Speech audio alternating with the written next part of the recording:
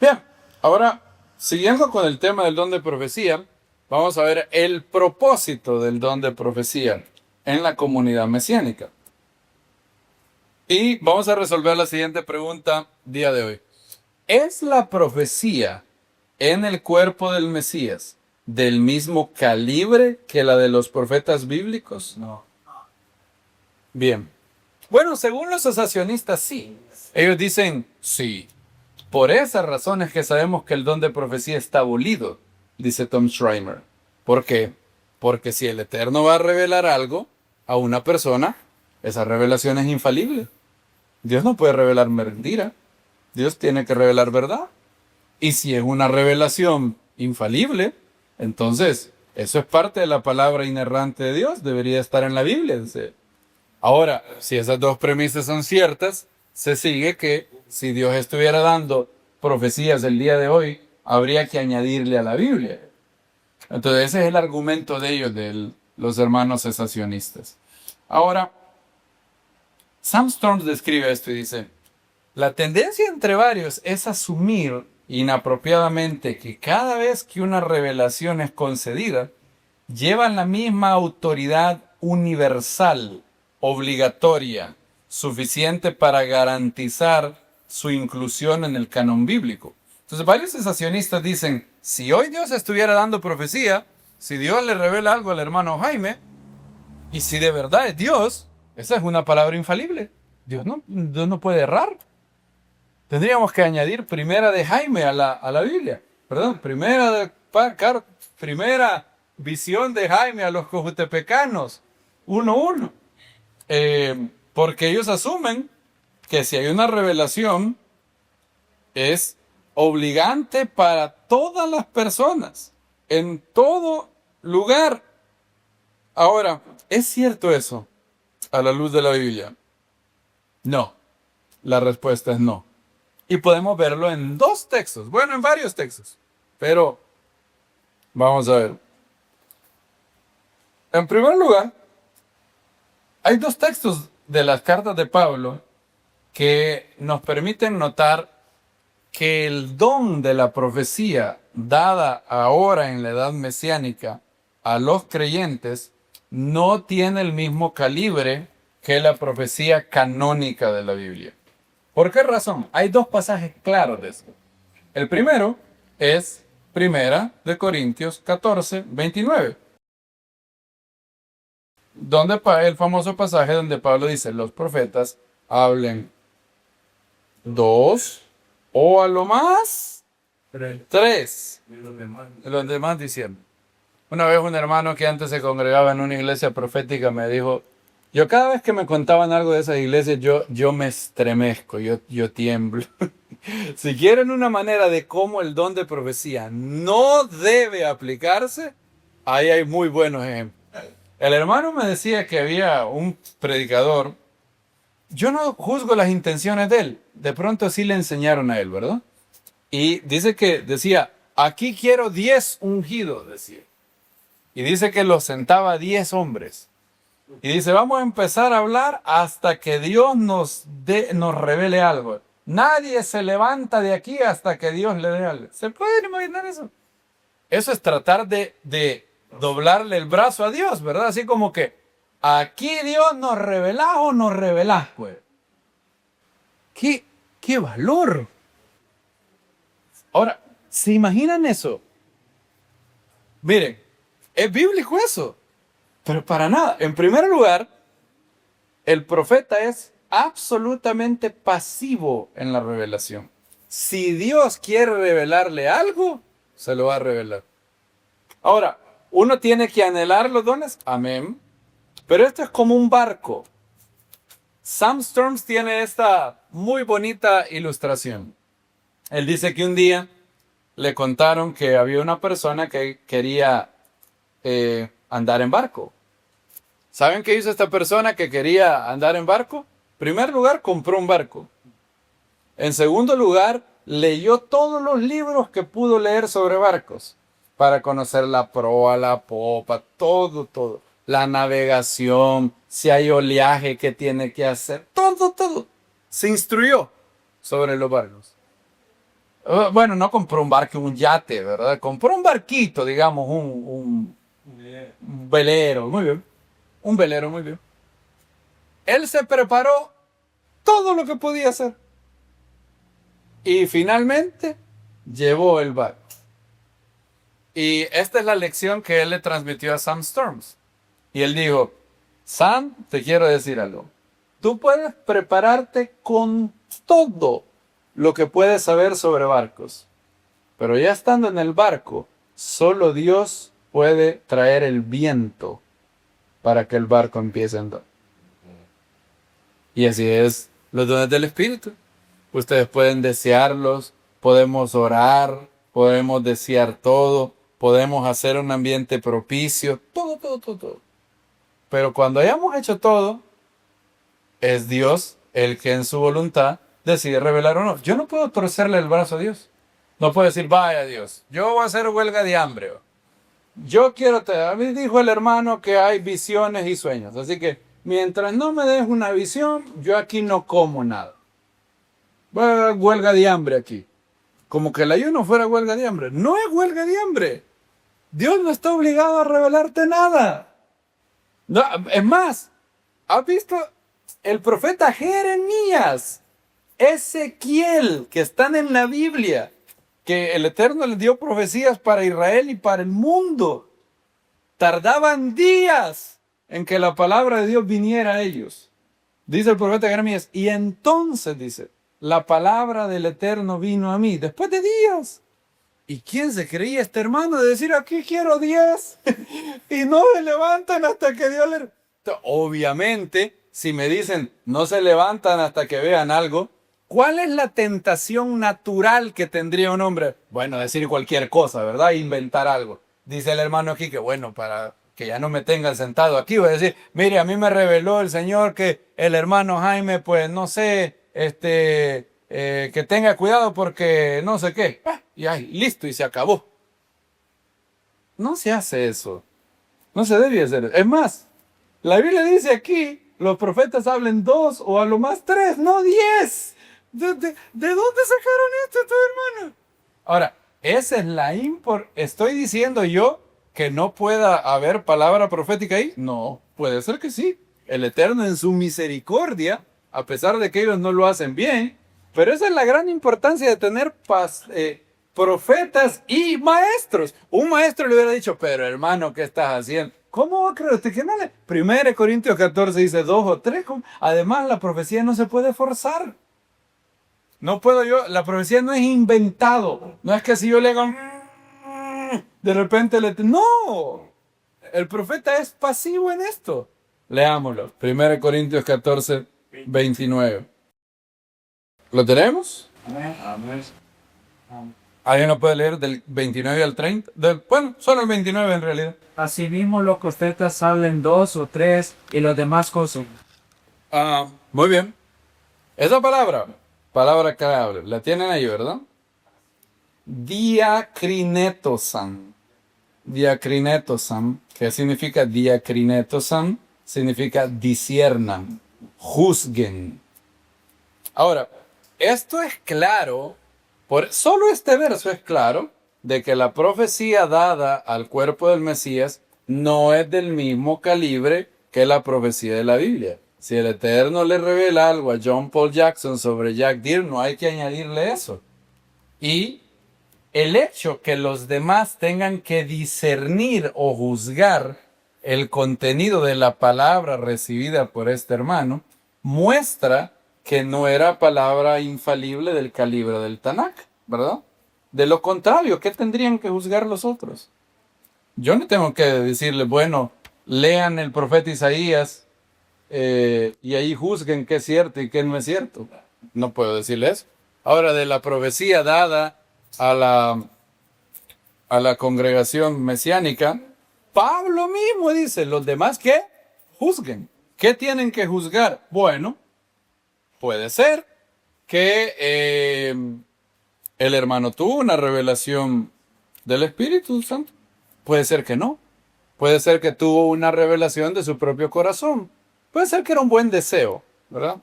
Digamos, de repente a mí me vino el pensamiento que al hermano Quique esta semana alguien le va a regalar $500, ¿verdad? Entonces, amén. Ah.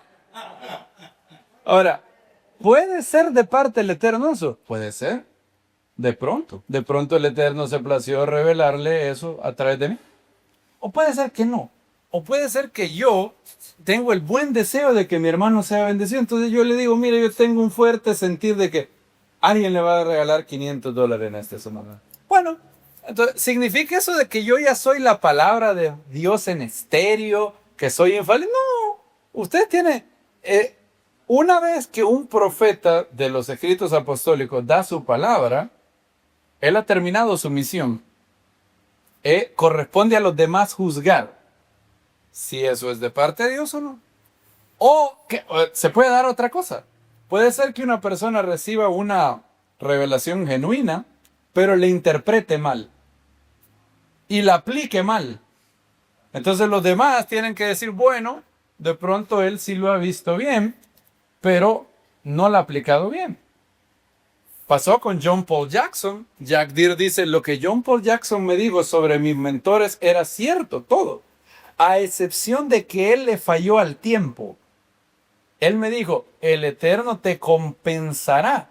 Tendrás en el futuro varios maestros para cada etapa de la vida. Y en realidad no era algo del futuro, era algo que el Eterno ya había hecho desde el pasado. Ahora, John Paul Jackson tuvo una revelación cierta, pero interpretó mal el timing, el tiempo en el que el Eterno iba a hacer eso. No era algo del futuro solamente, lo había hecho de pasado, presente y futuro. Ahora, a pesar de que lo interpretó erróneamente, lo que dijo era cierto, la revelación era cierta. Entonces, por eso es que Pablo dice, y los demás, diacrinesotam. Y eso sí, diacrinetosam, correcto. Esa palabra en griego que ven ahí. Crino significa en griego la capacidad entre juzgar, dice, entre separar entre una cosa y lo otro. Por eso me gusta cómo lo traduce la versión textual. Los demás, creo que dice disciernan, ¿verdad? Sí. 1 Corintios 14, 29. Entonces, también aplica para si alguien viene y cuenta un sueño, por ejemplo, imagínense. Hay gente que piensa que todos los sueños son de Dios. No. Entonces, digamos que un hermano pasaba y decía, mire, yo como pasaba una hermana un día allá en otro lugar, yo soñé que había una hermana que tenía una cabeza de cascabel y cola de escorpión, digo un día. Y dijo eso. Entonces, todos nosotros nos quedamos como, no, te cae mal la hermana, y eso fue lo que pasó. Por eso es. Entonces, por eso los otros tenían que discernir. Ahora, esto hace, fíjense que esta regla que Pablo da, hace que la comunidad del Mesías sea muy sana y balanceada. Porque no se tiene la imagen del súper ungido que nunca se equivoca, infalible. Sino que Pablo le da el poder de discernir a la gente. Pablo no le quita las facultades cognitivas, críticas a la congregación. Cada secta, en el mal sentido de la palabra, porque esa palabra en el siglo I significaba algo bueno, pero hoy significa algo malo. No voy a usar la palabra. Cada grupo loco siempre se forja cuando al líder le dan el estatus de ungido infalible, que puede decir lo que es incuestionable, ¿verdad? Jim Jones, todo, Jim Jones, José Luis de Jesús Miranda, todos los locos esos son incuestionables. Lo que dice ellos, Pablo no. Los profetas hablan 2 o 3, los demás disciernan. Y Sam Storms dice, pareciera, comentando esto en Understanding and Spiritual Gifts, página 181, dice, pareciera que el apóstol creía que el don espiritual de la profecía congregacional, o sea, la profecía no del Isaías, Jeremías, sino la profecía que el Eterno está dando hoy al cuerpo del Mesías, operaba en un nivel menor de autoridad que la expresión apostólica canónica de ella. ¿Por qué Dios lo hace así? Bueno, en primer lugar porque ya tenemos la Biblia. Dios ya no tiene que dar palabra profética del calibre de la Biblia, porque la Biblia ya se completó, ¿verdad? Entonces, la Biblia, una diferencia muy importante. La Biblia es la palabra de Dios dada a todos, en todos los tiempos, en todas las edades, en todas las naciones. En cambio, la palabra profética que hoy se da no es para todo el mundo, para todas las edades, para todas las naciones. Son palabras proféticas que tienen el objetivo de edificar o confirmar algo a un hermano específico, consolarlo, edificarlo, exhortarlo. No es para que todo el mundo obedezca lo que... No, ¿verdad? ¿Y por qué el Eterno algunas veces elige darle a una persona una revelación, pero no la interpreta? A mí me frustraba eso. Bueno, para otra vez reforzar la humildad. El profeta le ha dado algo, pero depende de los demás. Veamos el otro verso. Primera Tesalonicenses capítulo 5. No menospreciéis las profecías, dice Pablo. Primera Tesalonicenses 5:19. Pablo dice: no apaguéis al espíritu, no menospreciéis las profecías, sino doquimázete todo, sino prueben todo. Ve, en la pantalla hay una palabra en griego que ustedes ven ahí. Ustedes dicen, bueno, la veo, pero no la puedo leer, así que no me sirve de nada. Pero ahí dice en griego, dokimázete, que significa, esa palabra significa probarlo. Test en inglés. Probarlo todo, retengan lo bueno. Entonces Pablo menciona que no deben menospreciar las profecías, sino probarlo todo. Esto muestra que una persona con don de profecía podía tener una revelación genuina del Espíritu del Eterno. Sin embargo, podía ser que la persona fallara en entender la interpretación de esa revelación y por tanto también la aplicación de lo que había recibido. También podría ser que simplemente lo percibido por él no viniera del Eterno, sino de su propio corazón. En el peor de los casos, podía ser una fuente del maligno. Supongan que ahorita entrara una mujer que dijera, escuchen al hermano Isaac, que es siervo del Dios Altísimo, y les predique el camino de la salvación. Bueno, se ve bonito, ¿verdad? ¿Se acuerdan de alguien que le dijo lo mismo a Pablo y Silas? Estos son siervos del Dios Altísimo que os predican camino de salvación. Muy bonito. Pero, ¿cuál era la fuente? ¿Cuál era la fuente de esa revelación? ¿Era del Eterno? ¿Era de su propio corazón? No, ¿verdad? No era era demoníaca. Entonces, si mañana entra una persona y trae una palabra profética, Pablo nos demanda que ejercitemos nuestro intelecto. Esta maquinita bien bonita que Dios nos dio llamada cerebro, no debe de quedar en las aguas del bautismo. Dios quiere que lo usemos.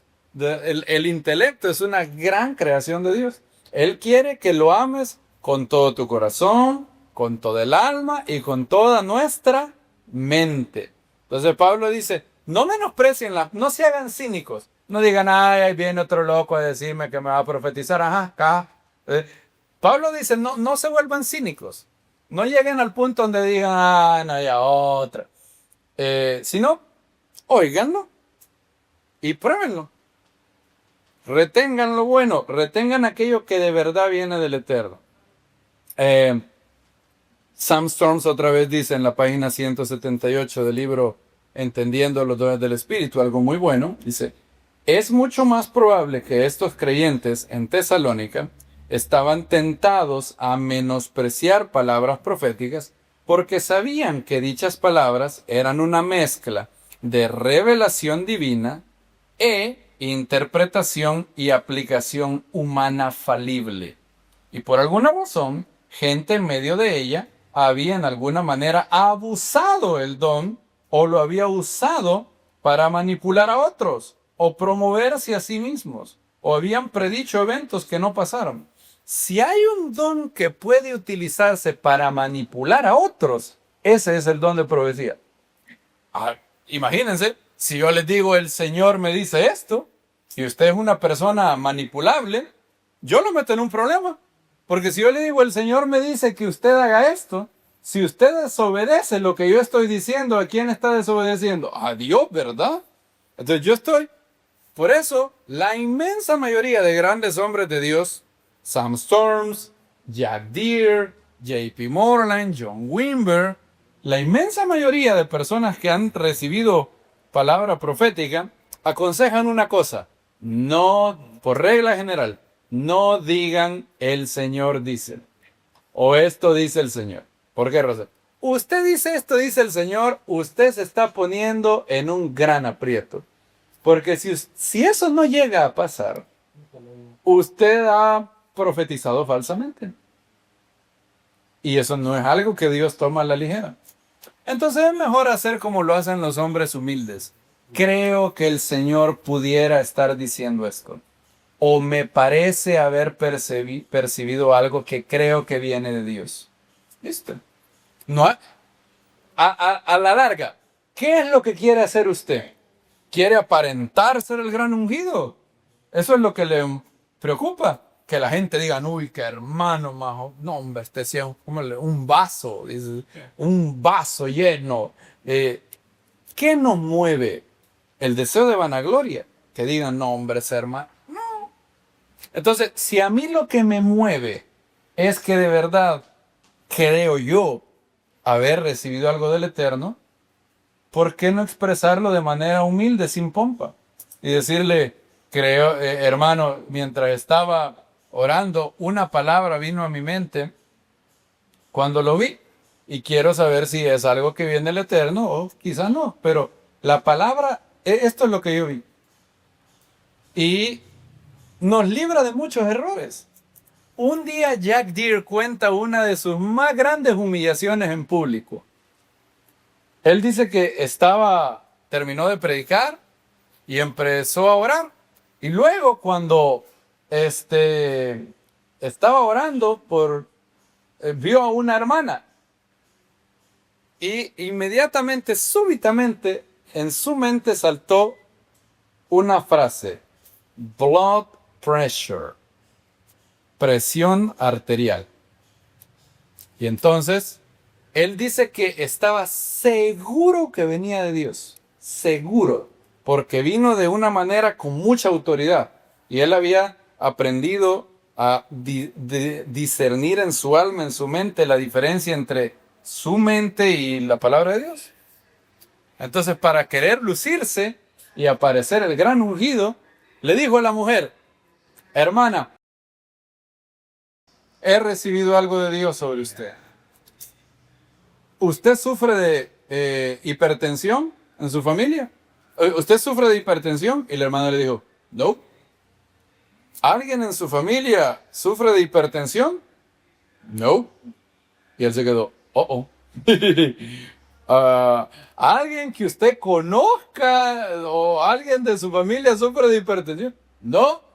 Entonces él dice, lo más tentador hubiera podido ser seguir y decirle, ¿hay alguien que usted conozca, que conozca a alguien, que conozca a alguien que sufre de hipertensión? Obviamente la respuesta iba a ser sí. Entonces él se quedó, bueno, entonces de pronto no vino de Dios. Y habían cientos de personas viéndolo. Y él empezó a orar, Dios, ¿por qué me revelas algo y luego me haces pasar el ridículo? Y bueno, terminó el tiempo.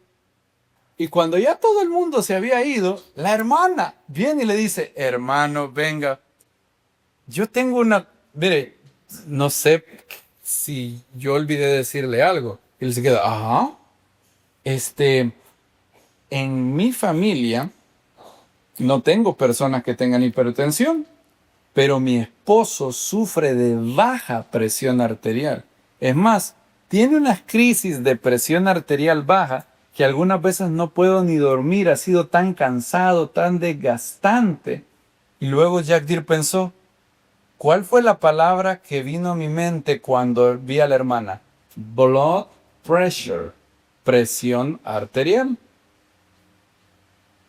No presión arterial alta, ¿verdad? ¿Solo qué? Presión arterial. Pero por quererme lucir, le dije, usted sufre de presión arterial alta. Entonces el Eterno dice él, estas son palabras de él, el Eterno me permitió pasar una humillación en público para hacerme humilde. Lo que yo tuve que haberle dicho a la hermana es, hermana, cuando estaba orando y fijé mis ojos en usted, una palabra vino a mi mente. ¿Significa algo para usted presión arterial? E inmediatamente le hubiera dicho, claro que sí. Mi esposo sufre de presión arterial baja y ha sido horrible, ha sido muy desgastante. Pero por quererme lucir y por querer que todo el mundo dijera, oh, miren qué gran hombre, qué gran revelador de misterios, le dije hipertensión. Entonces, y este es un buen ejemplo de alguien que tiene una revelación, pero la interpreta mal. Esto es un muy buen ejemplo.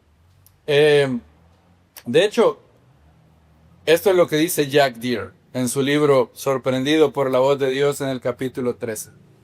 La segunda regla concerniente a la profecía es esta. Aprende a distinguir, son 3 palabras. Acuérdense el acróstico RIA. Para que se ríen, ¿verdad? RIA. Revelación, interpretación, aplicación. ¿Bien? Y hay que aprender a distinguir, dice Jack Deere, entre la revelación, su interpretación y su aplicación. Es posible que una persona reciba una revelación correcta, pero le dé una interpretación incorrecta y por lo tanto una aplicación también incorrecta.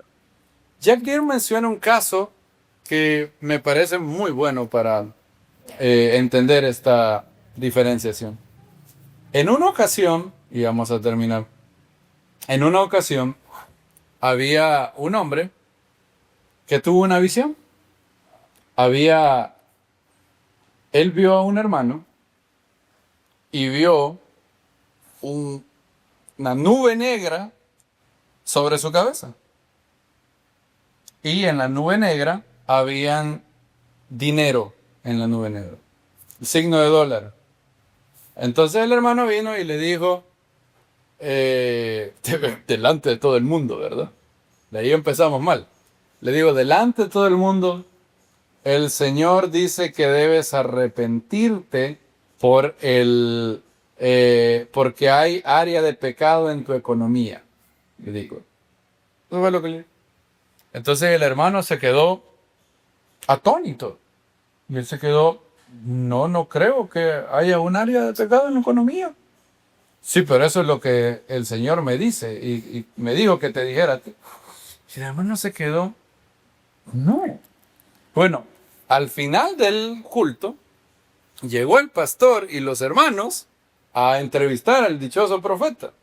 Y le dijeron, venga, queremos que nos diga qué fue lo que usted, en qué se basó usted para decirle eso al hermano. Le vamos a decir por qué. Este hermano es una de las personas más generosas.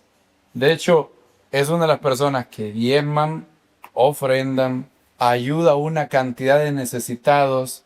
De hecho, es dueño de una compañía y es una persona a quien yo conozco y el hombre es intachable económicamente.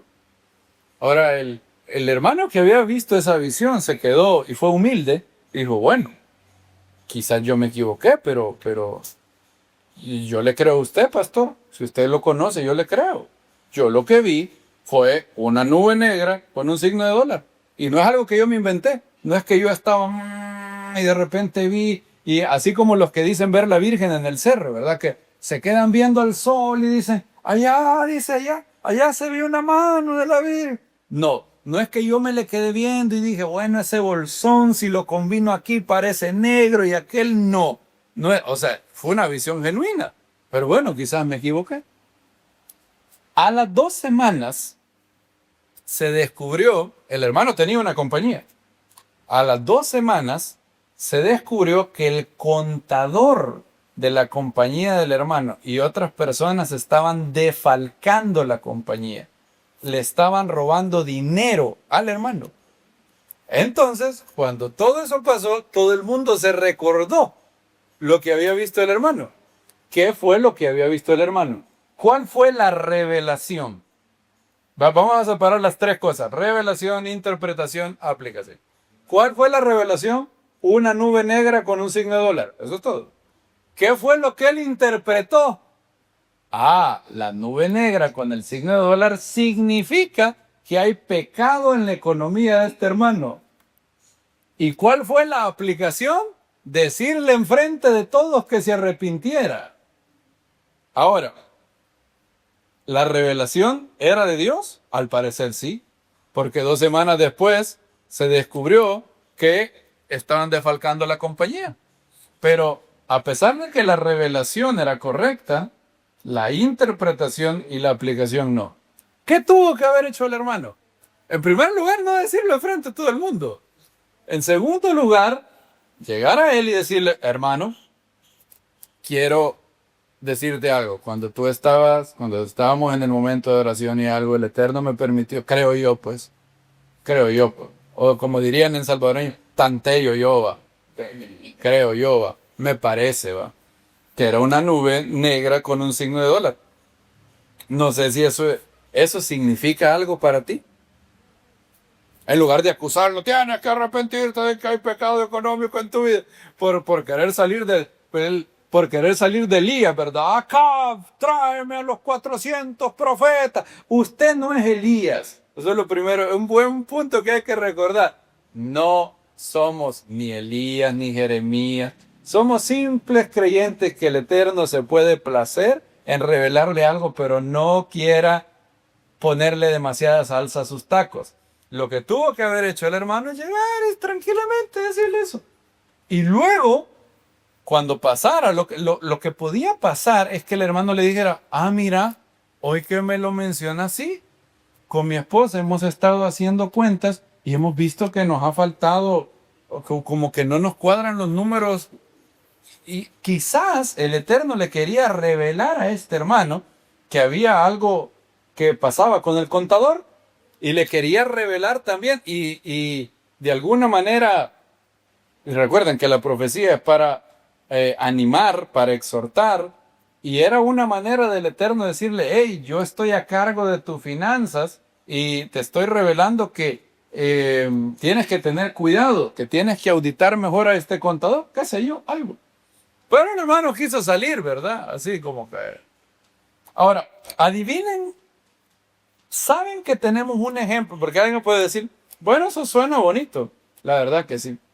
Si hubiera un ejemplo en la Biblia donde alguien tuvo una revelación correcta, pero lo interpretó mal y lo aplicó mal, fuera bonito. Lástima que no hay. ¿O sí hay? Hay una, en Hechos capítulo 21. ¿Saben quién hizo esto? ¿Saben quién hizo exactamente esto? No menospreciar las profecías, probarlo todo y retener lo bueno. Pablo. Pablo estaba diciéndole a los tesalonicenses algo que él mismo había hecho. Vean. Hechos 21, ¿lo tenemos? Pablo llega a Tiro. Después de la destrucción de Nabucodonosor y después de la destrucción de Alejandro Magno, los romanos habían hecho una pequeña ciudad de Tiro, cerca del lugar. Pablo llegó ahí. Vean el verso 3. Al avistar Chipre, dejándola a babor, navegamos hacia Siria y arribamos a Tiro, porque el barco tenía que descargar ahí la mercancía. Habiendo hallado los discípulos, permanecimos ahí, ¿cuántos días? 7 días. Y ellos aconsejaban a Pablo por el Espíritu que no subiera a Jerusalén. ¿Oyeron eso? O sea, esta no es... Lucas no dice, bueno, les pareció la mejor idea, ¿verdad? Unos hermanos le aconsejaban basados en su opinión. No. Lucas dice, le aconsejaban a Pablo que por el Espíritu. O sea, estos son hermanos que habían sido dotados proféticamente, habían tenido un fuerte sentir de que Pablo no subiera a Jerusalén. Ahora ve, pero cumplidos aquellos días, salimos desde las afueras de la ciudad, acompañados por todos, con sus mujeres e hijos, y después de orar, puestos de rodillas en la playa, nos despedimos unos de otros, subimos al barco, y ellos regresaron a sus casas. Vean el verso 11. Pablo llega a Judea, y ahora ya no son los hermanos de Tiro, ahora es el famoso profeta Ágabo. 11:10. ¿Lo tiene? Al permanecer nosotros ahí varios días, bajó de Judea un profeta de nombre Ágabo, el cual vino a nosotros y tomando el cinto de Pablo, se ató los pies y las manos y dijo: esto dice el Espíritu Santo, así atarán los judíos en Jerusalén al varón de quien es este cinto y lo entregarán en manos de los gentiles. O sea, Pablo ya no tiene solamente una profecía, tiene dos. Los hermanos en Tiro le dijeron: no vayas a Jerusalén. Ahora Ágabo le dice: así atarán los judíos en Jerusalén al hombre de quien es este cinto. Cuando oímos estas cosas, tanto nosotros como los de aquel lugar, le rogamos que no subiera a Jerusalén. Pero Pablo respondió: ¿qué hacéis llorando y quebrantándome el corazón? Porque no solo estoy dispuesto a ser atado, sino también a morir en Jerusalén por el nombre de Yeshua el Mesías. Y como no se dejaba persuadir, desistimos. O sea, todo el mundo le decía a Pablo: no vayas a Jerusalén, no vayas a Jerusalén, te van a matar, te van a atar, vas a sufrir. Pero no pudieron disuadir a Pablo. Y como no se dejaba persuadir, desistimos diciendo: hágase la voluntad del Señor. Y después de estos días hechos los preparativos, ¿qué dicen? Subíamos a Jerusalén. Ahora retrocedo un poco. Hágase esta pregunta. ¿Venía del Espíritu la profecía que Pablo no subiera a Jerusalén? Al parecer sí, ¿verdad? El verso 4 dice: ellos aconsejaban a Pablo por el Espíritu que no subiera a Jerusalén. Ahora, compliquemos las cosas más. Antes de solucionar el problema, lo vamos a hacer peor. Vean el verso Hechos 20:22. Aquí se hace peor esta cosa. Ya van a ver que se hace peor. Si ya le dolía la cabeza, ya va a ver. Ahora le va a doler más. ¿Tenemos Hechos 20:22?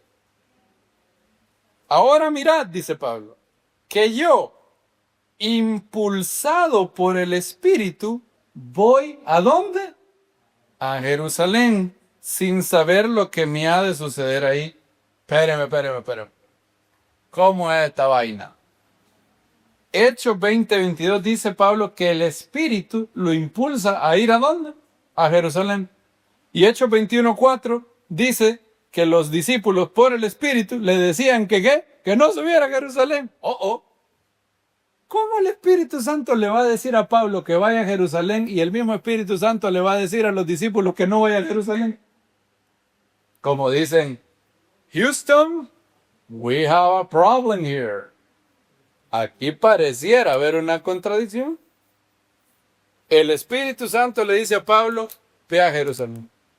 Y el Espíritu Santo le dice a los discípulos de Tiro: no vayas a Jerusalén. Bueno. Ahora, noten, alguien podría estar tentado a decir: ya sé cómo solventar eso, hermano.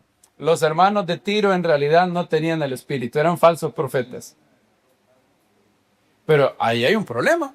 Pablo en Hechos 21 en ningún momento, noten esto, Pablo en Hechos 21 en ningún momento duda que los discípulos son creyentes genuinos que han recibido una revelación genuina.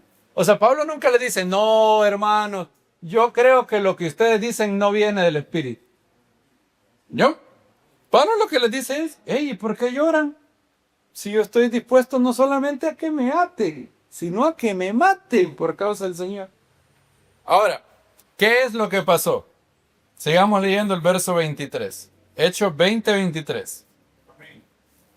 Dice, excepto, oigan, el Espíritu Santo de ciudad en ciudad me asegura que me esperan prisiones y tribulaciones, pero por ningún motivo considero la vida valiosa para mí mismo, con tal de acabar mi carrera y el ministerio que recibí del Señor Yeshua para proclamar solemnemente el Evangelio y la gracia de Dios. Y ahora he aquí, yo sé que ninguno de vosotros entre quienes pase predicando el reino volverá a ver mi rostro. Bien, aquí pareciera que empezamos a desenmarañar el asunto. Pareciera ser así. Pablo dice que el Espíritu lo ha impulsado a él a ir a Jerusalén. Pero también dice Pablo que el Espíritu Santo le ha dicho de ciudad en ciudad que le esperan prisiones y sufrimientos. Entonces, no hay ninguna, usted puede estar tentado a decir esto, hermano, no hay ninguna contradicción. El Espíritu Santo le decía a Pablo, ve a Jerusalén. Y el Espíritu Santo le decía a Ágabo y a los otros, a Pablo le esperan tribulaciones y sufrimientos. No hay ninguna contradicción. ¿Qué le parece? Casi. ¿Saben cuál es el único problema? Que Lucas 21:4 no dice así. Vean, volvamos a leer Hechos 21:4, perdón. Pues Lucas escribió Hechos, ¿verdad? Hechos 21:4 dice, habiendo hallado a los discípulos, permanecimos ahí 7 días, y ellos aconsejaban a Pablo por el Espíritu que iba a sufrir en Jerusalén. ¿Dice eso ahí? No. Dice, aconsejaban por el Espíritu que no subiera a Jerusalén. O sea, la profecía de estos hermanos de Tiro no era, Pablo vas a sufrir en Jerusalén. No. La profecía de ellos era, no vayas a Jerusalén. Y eso sí es una contradicción con el Espíritu moviendo a Pablo a ir a Jerusalén. Entonces, ¿cómo se resuelve este enigma? Recordando la diferencia entre revelación, interpretación, aplicación. ¿Habían recibido algo del Espíritu los hermanos de Tiro? Sí. Pero lo habían interpretado mal. Ellos recibieron del Espíritu, no sé cómo, de pronto tuvieron un gran impulso o una gran sensación de angustia que les decía, el Eterno les estaba diciendo, Pablo va a sufrir en Jerusalén. Y ellos interpretaron que lo que esto significaba es, hey, Pablo, vas a sufrir. Por lo tanto, la voluntad de Dios es que no vayas. Entonces Pablo hace exactamente lo mismo que le aconsejó a los corintios y a los tesalonicenses. Él no menospreció las profecías, probó todo y ¿qué? Y retuvo lo bueno. Y dijo, estos hermanos, el Eterno les ha revelado que voy a sufrir en Jerusalén. Y ellos piensan que eso significa que no debo de ir, pero no. A mí el Espíritu Santo me ha dicho que voy a ir a Jerusalén. Ellos han malinterpretado la revelación que tuvieron. ¿Qué fue lo que le reveló el Espíritu? Pablo va a sufrir en Jerusalén. Pero ellos no me dicen eso. Me dicen, Pablo, no vayas a Jerusalén. Entonces, Pablo discierne la diferencia entre la revelación genuina de los discípulos, pero lo han malinterpretado. Y le dicen, Pablo, no subas a Jerusalén. Y Pablo dice, no. A mí el Espíritu Santo me ha dicho que tengo que ir a Jerusalén. Así que con todo y que los respeto, con todo y que respeto a Ágabo, a los profetas de Tiro, yo los respeto. Recibieron revelación del Eterno, amén, pero no interpretaron bien. Lo que el Eterno les quería decir es que yo voy a sufrir. Punto. Y lo que el Eterno me ha dicho a mí es, vas a sufrir, pero tenés que ir. Entonces, este es un buen ejemplo, noten, donde una persona recibió del Espíritu Santo, pero lo interpretó mal. En lugar de decir, lo que tuvieron que haber dicho los hermanos en Tiro, ¿qué era? Lo mismo que dijo Ágabo, ¿verdad? Hey, el Espíritu nos dice que vas a sufrir mucho de eso. Pero los hermanos interpretaron mal. Entonces, sí, ven yo nunca había visto este ejemplo. Yo había leído Hechos muchas veces, pero la primera vez que lo vi fue cuando Sam Storms y Jack Deere lo dicen él en este libro y Jack Deere en otro libro, sorprendido por la voz de Dios. Y dije, bingo, exacto. Alguien puede recibir algo del Eterno, pero lo puede malinterpretar. Y hay un ejemplo en la Biblia, aquí en Hechos 21. Y también hay muchos ejemplos que hemos visto también, como por ejemplo la palabra blood pressure, que le he revelado a Jack Deere, pero él que hace, la malinterpreta y cree que es presión que alta, en lugar de solo presión arterial. Ahora, Jack Deere una vez le preguntó a Dios, ¿y por qué no me revelaste de un solo low blood pressure? Presión arterial baja. Y la respuesta inmediata del Eterno era para hacerte humilde. Para que tengas que depender, para que no te creas el gran super ungido. Y eso fue lo que... Él dice, Jack Deere dice algo muy bonito sobre ese fracaso que tuvo. Él dice lo siguiente. Dice, la cosa más maravillosa que me llevé de ese pequeño fracaso es que cuando estamos dispuestos a arriesgarnos a vernos tontos por el Señor, su misericordia redime incluso nuestros fracasos y nos hace mejores. Muy bien, eso es muy bueno. Porque el Eterno lo entrenó en el crisol del ridículo. Porque hizo el ridículo, dice él, delante de 200 personas. Pero después, él aprendió una buena lección. Ah, bueno. En lugar de parecer el súper ungido, mejor estuve orando y recibí esto. ¿Significa algo para ti? Y es una manera muy humilde, es un modelo muy bonito. Ahora, hay mucho más que hablar del don de profecía. Este es el don más controversial. Hay muchos abusos que se deben de evitar.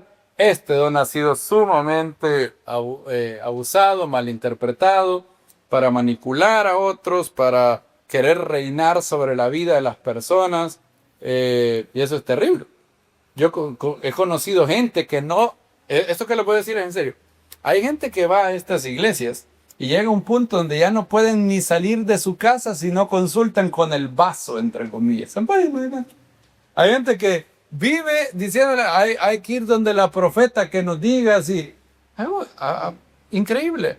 No. La profecía en la edad mesiánica, en el cuerpo del Mesías, funciona casi siempre como confirmación de algo que el Eterno ya te dijo. Muchas veces.